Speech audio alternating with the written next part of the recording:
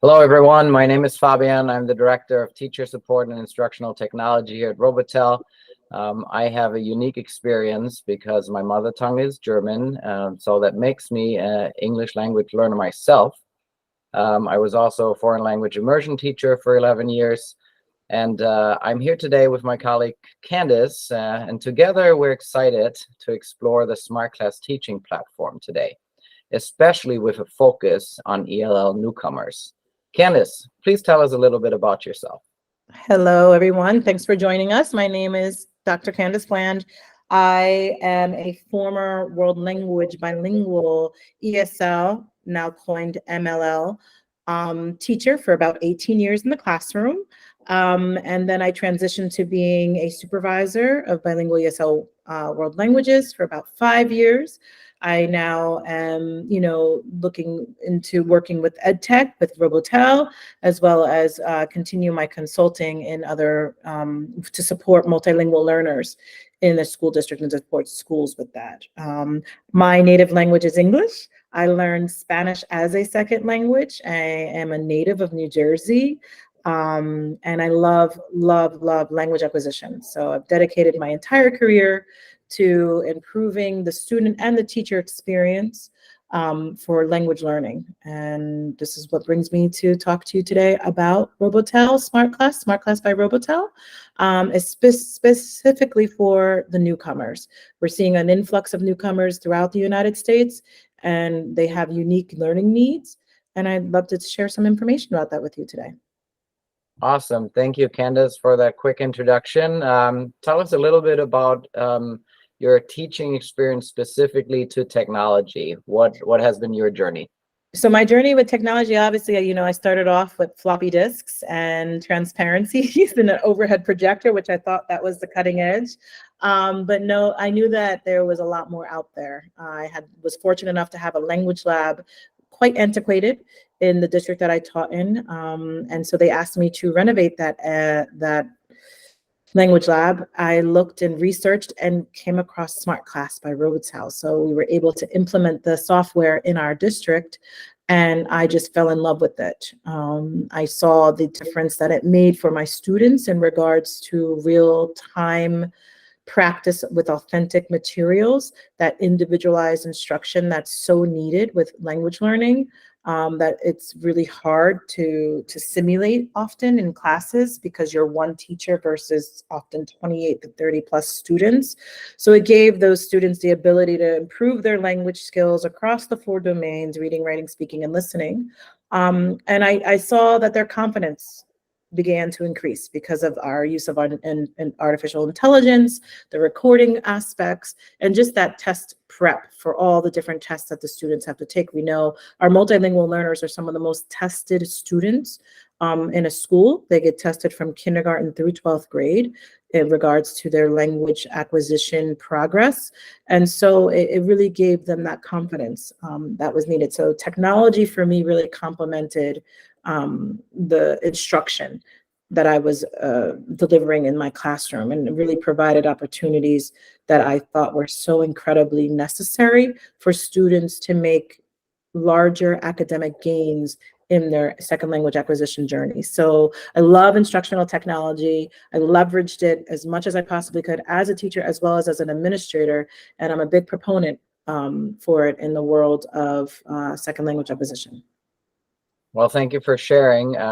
Clearly, technology is one item that can't be taken out of the classroom these days. It's just all around us.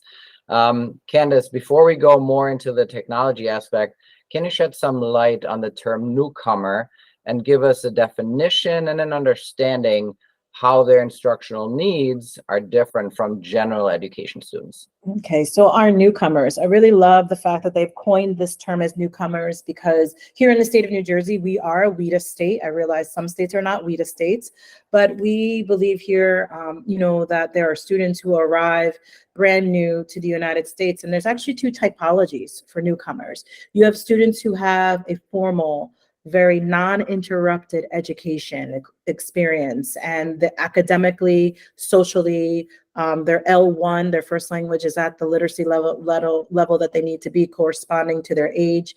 And they arrive to our country, but they have to acquire the English language. That's one typology. They are newcomers with an adequate formal education, that there's zero interruptions.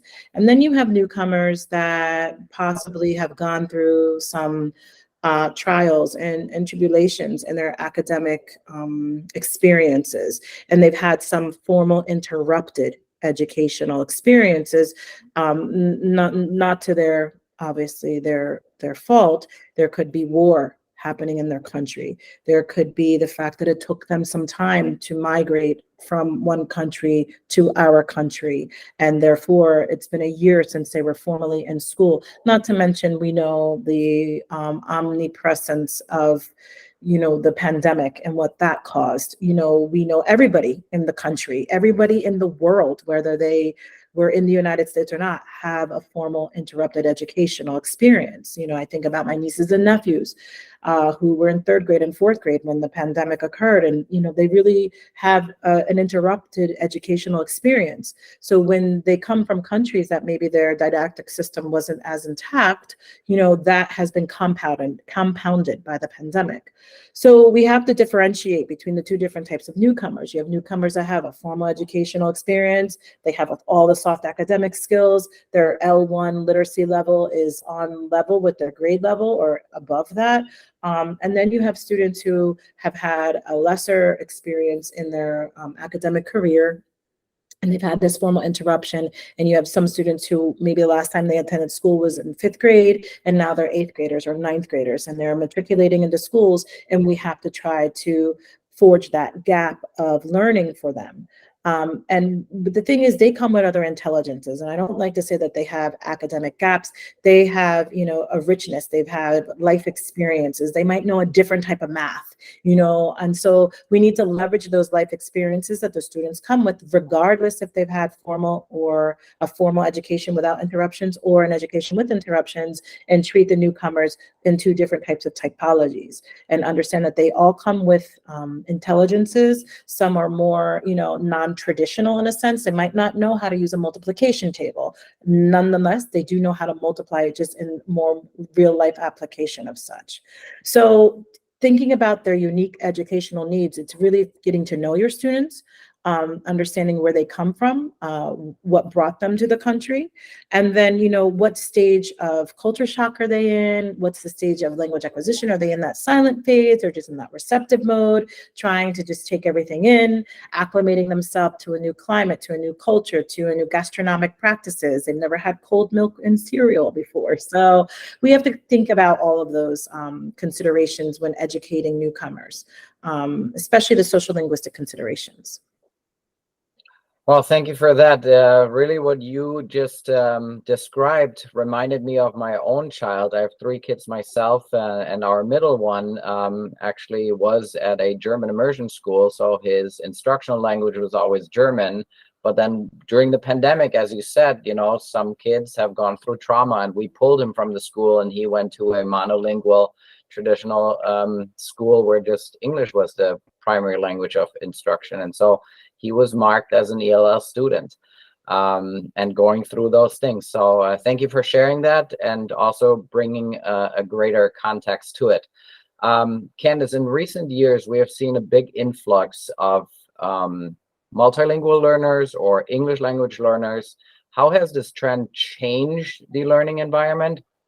And are there any resources out there to support the language learning process, especially considering that these newcomers have to be supported in their linguistic journey, but also with a rich cultural component? Yeah, for sure. Currently, there's a lot of resources out there, but it depends on, what the teachers at, instructional strategies are. Multilingual learners are very unique. I like to call them multilingual learners because English is not always their second language, and hence has birthed the term multilingual learners. We're seeing students who come from Haiti, and they speak Haitian Creole, they speak French. They then have moved over to maybe had to go to Chile or Venezuela, Colombia, and spend time there. So then they picked up Spanish for a year, and then they end up here in New Jersey or here in the United States somewhere. And now they're learning English. And so multilingual learners, that term means that English could be possibly the fourth language that they're acquiring. So in regards to what are the resources that are out there, and you really need to provide that individualization of instruction. The problem is, and the caveat to that is that multilingual learners, they are pushed into general education classrooms with teachers who don't really have a linguistic lens on their instruction. They don't realize that all students would benefit from learning academic language, the attentions on vocabulary, the attention on, language functions and language features, all the stuff that I talk about. And when I train teachers, they don't realize that they need to essentially become foreign language teachers. And so they present content without understanding the need to pay attention to the language objectives. So it has to be a shift in the pedagogy of a classroom when you have not just one multilingual learner in the classroom now who sort of fades to the background. You're now seeing pockets of 5 and 6. And general education teachers are sort of like, oh my God, how do I teach these students? I don't speak their language. They don't speak mine. What do I need to do? You have a lot of models of multilingual learner services. So either there will be a push-in model where a teacher will push into a classroom, or a pull-out model. And during that pull-out model, the ESL teacher has to service those students for an academic period, an academic block. And in that academic block, you could have 10 students, and they could range from newcomers, and we have 2 types of newcomers, as I already discussed, through students who are about to exit the program. And in a 45-minute block, how do you teach that variation of language proficiency levels and give that individual attention that's needed?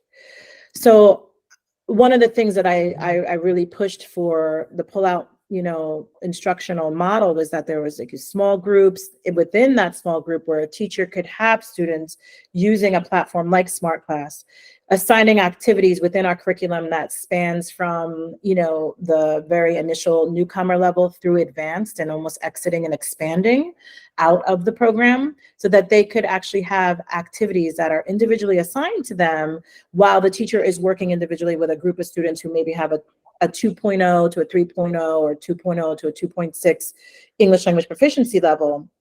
Give them that individual attention for the 20 minutes and switch out with a group. And that could maybe be their Monday rotation. And then Tuesday, they work with 2 different ELP levels with the individually, while the other students are using our platform to practice listening, speaking, reading, writing, pronunciation, getting that immediate feedback to build that confidence so that when it's time for them to work with a teacher or to be in the mainstream classroom and participate and engage in the lesson, they have built up that linguistic confidence that hey, I just got these results on my work that I did with my multilingual teacher, my pullout, that I have 90% proficiency in my ability to pronounce the English language. I think I'm going to say this word today in class. I think I'm going to try to raise my hand and get over the fact that I'm going to hear myself with an accent, and that's going to be okay because I just got artificial intelligence feedback stating that I sound okay.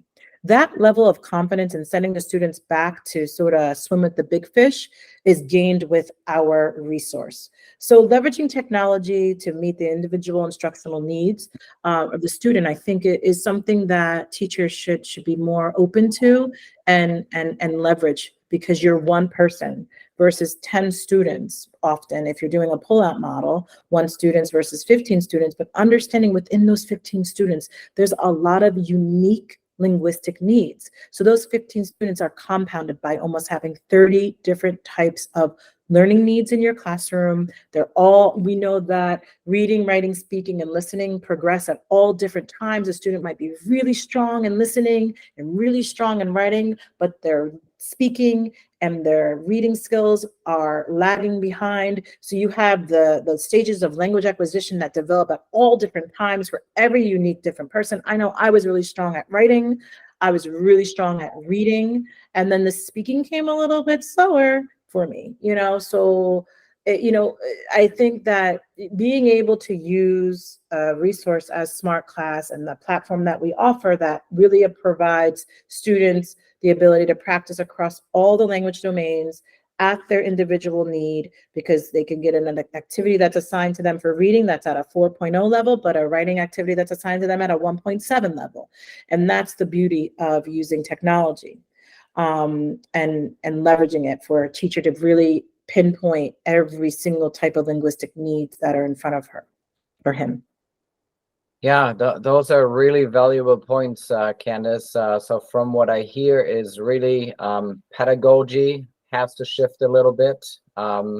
Also individualized instruction, and this is where SmartClass can help really meet the needs of the learners. For sure. That's great. Candace, given the educational scope in the US, there are many states that follow the WIDA framework. You already mentioned WIDA today. How does the SmartClass English curriculum align with the WIDA standards? So one of the things that you and I worked on was aligning our curriculum with the English language proficiency levels per the WIDA. So, they have these, they have these, ranges 1.0 to 2.0, 2.0 to 3.0, 4.0. So we arranged that as such based off of me using this and how would I use this and arrange it. And a lot of schools have asked me for this, and so when we take a look at the WIDA alignment, we also have full alignment with ACTFL, which is the American Council of Teaching of Foreign Languages. If you're thinking about German, Spanish, any other language except for English, all the foreign languages, we also are aligned to their proficiency guideline. But we're looking on the left side of this chart, we could see that we have our level 1, which is really geared towards all of the different types of newcomers that could be, the brand new ones that they don't have the English language at all, they have 0 English language, and they need to, acquire the beginning points of learning English. So we've aligned our A1 to 1.0 to 1.9 English language proficiency level according to the WIDA guidelines. And then we have level 2, the beginning. This is 2.0 to 2.5. So that's our A2 curriculum. Our B1 curriculum would start with the developing. This is the students that have been in the program or maybe have some English language coming in as a newcomer, as they've scored on their access test a 2.6 to a 3.4. So they're at that intermediate level doing pretty well. So we would start them with the B1. And then we have our B2, which is the expanding. They're really getting ready to exit the program because here in the state of New Jersey, we exit them at the 4.5 level. 4.5 basically states that they've had 4.5 years of English language proficiency. And as soon as they can express an opinion, it's like, go swim with the big fish. Now you're out of a multilingual learner support program. So we have that expanding level for our B2. And finally, our highest level, which is a heavy focus on writing, but it does cover speaking, listening, and reading. That's our 4.1 to 5.0 and 5.1 to 6.0. So it's very common that you could have a student who gets an access score report and they have a speaking level of a 4.2, right? So you could assign essentially topics from our C content, but maybe their writing is at a 2.5. So you can assign them writing activities from the B1 content. And you could really ad hoc, a beautiful program for a student who has their different domains or different language skills developing at different times, right? We also have a spiraling curriculum, which I think is really cool. So the topics that are in A1 repeat in B1, but at the B1 level. So it really mirrors what's in a multilingual learner classroom. You have students who cannot even, they're not able to say their name just yet. I'd like to talk about asset-minded, that they're just not able to do it yet. They will be able to. But then you have students that can say their name, they can state their age, they can talk about themselves, they can do a lot. But you still need to work with introducing yourself and different types of ways of introductions. So it's cool that the A1 and the B1 topics are the same, but at that level +1.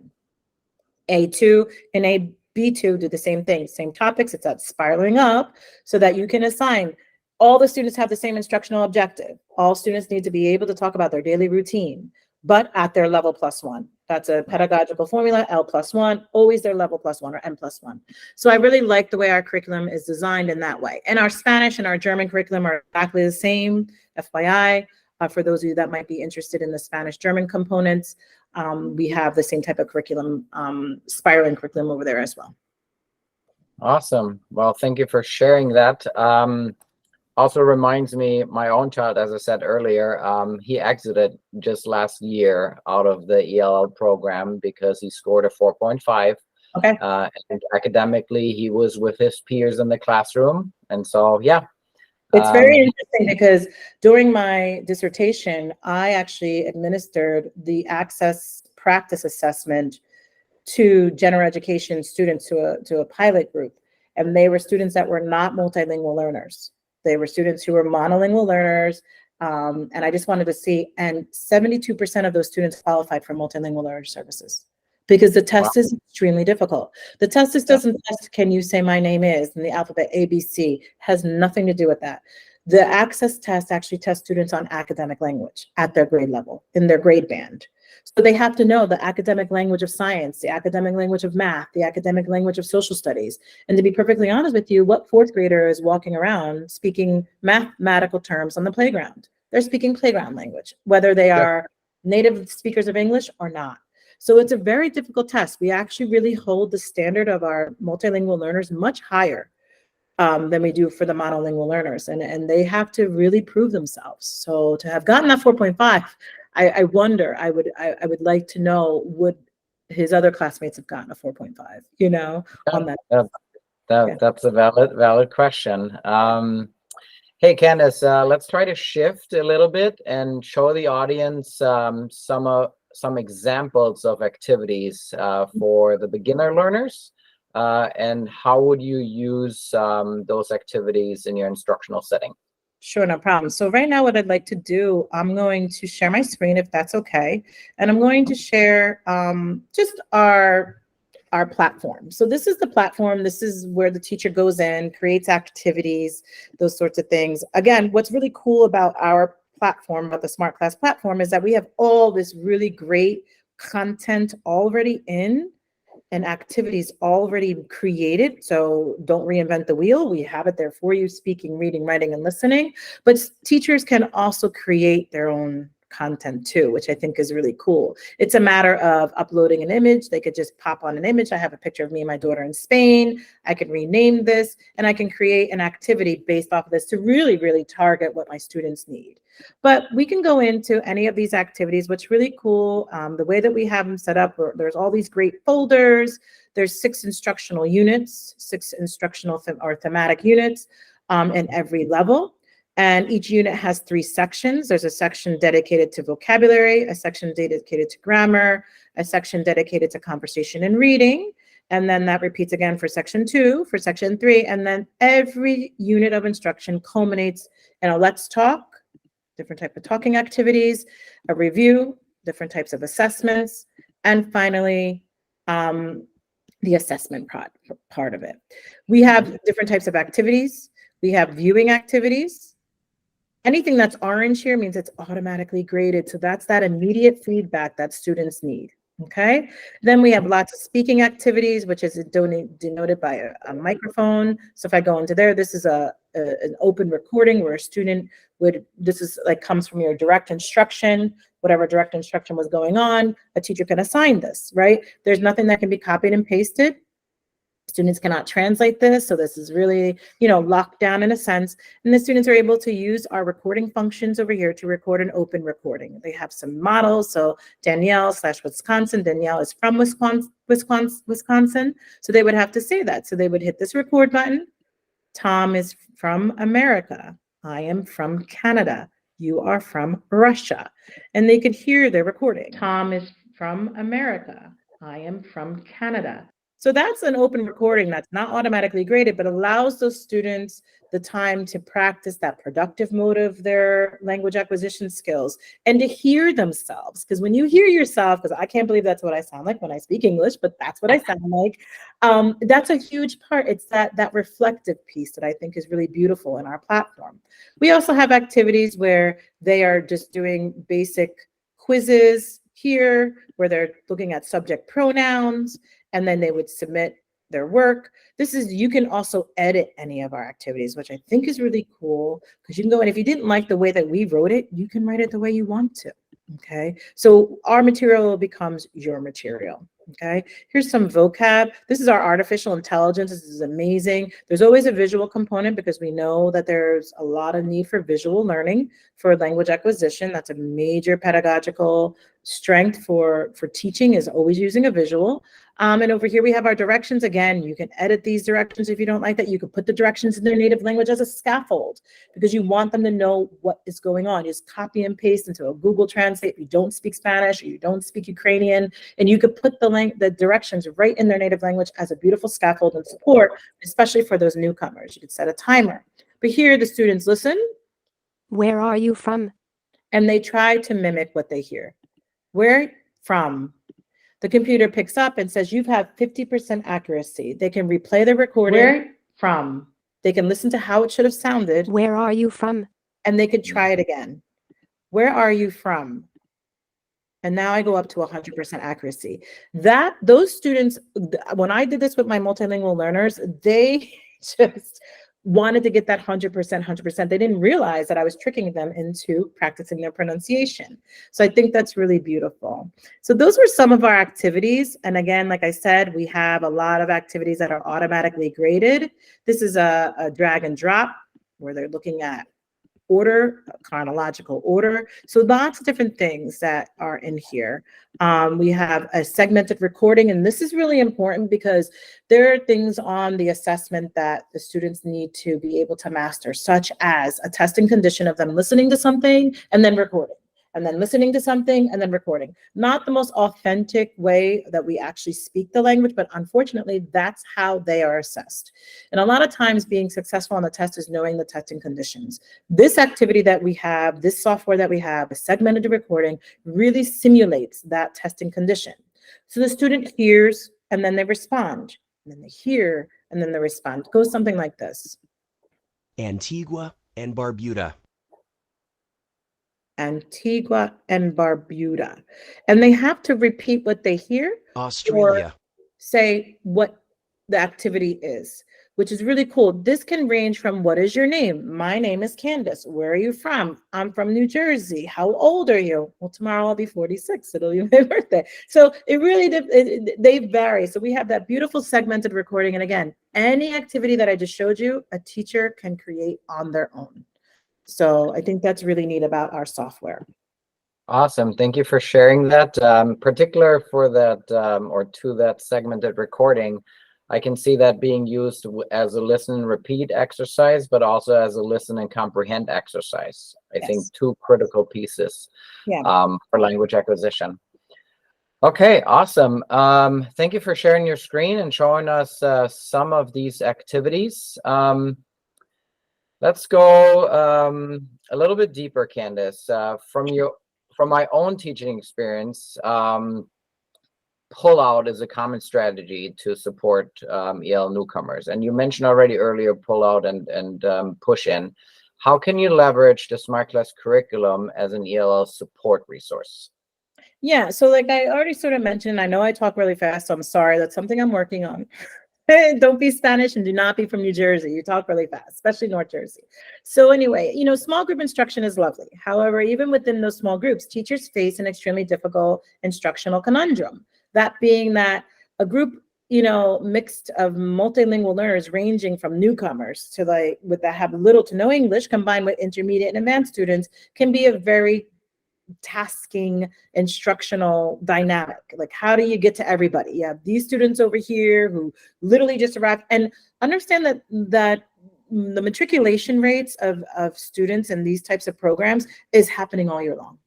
So even if you have a newcomer in September, understand you can get a newcomer in January. You get a newcomer any time of the year, so you are constantly faced with new matriculations in a classroom that you need to be able to cater to their needs. And you are one person. You don't have to be perfect to be, amazing, but teachers do amazing things. They are like magicians, I have to say.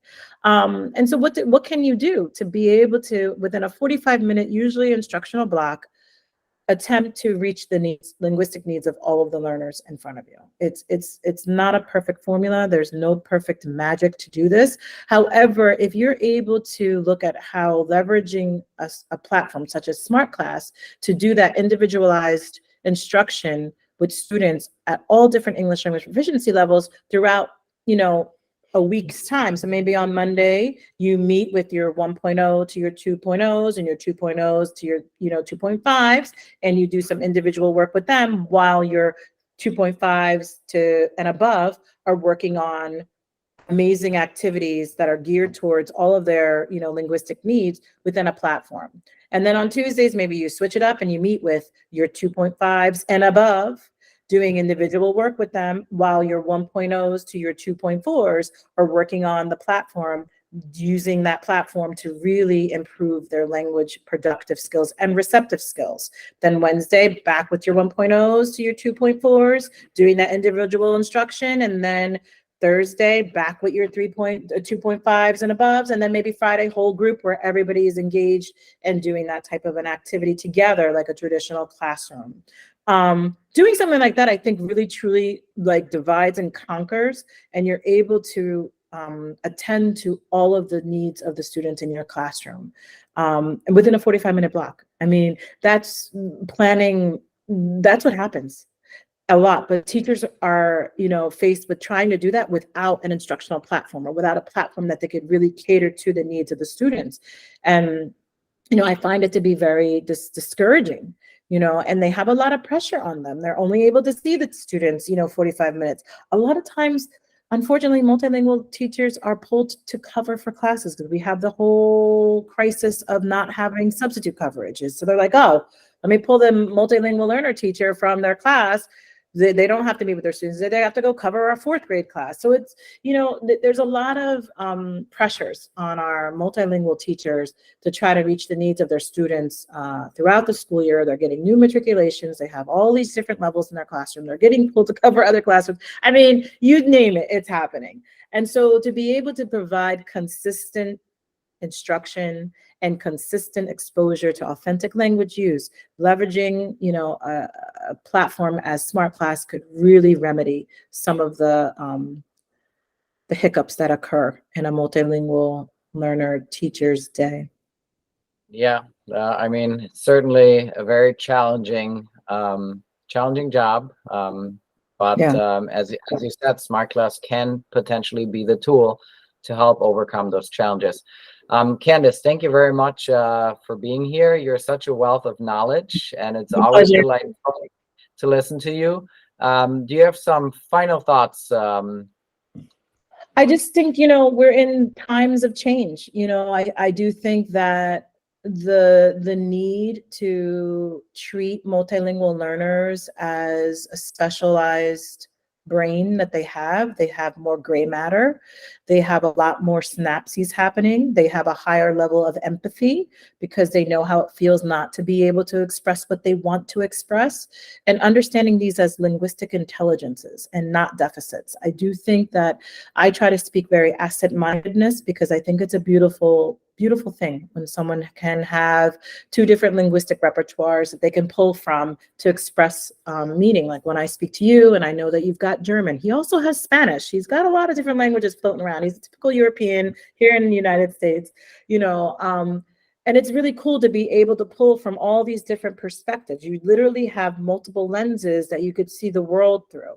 And you could see the world and have double meaning and sometimes triple meaning if you've got 3 languages going on in your head, and not looking at this as a deficit.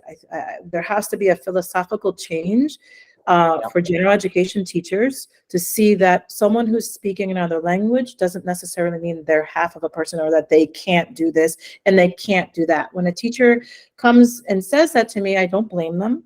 I just look at them and say, well, okay, well, what can they do? Because there's a lot they can do. They're just doing it in another language. And we just have to transfer that knowledge to the English language and vice versa.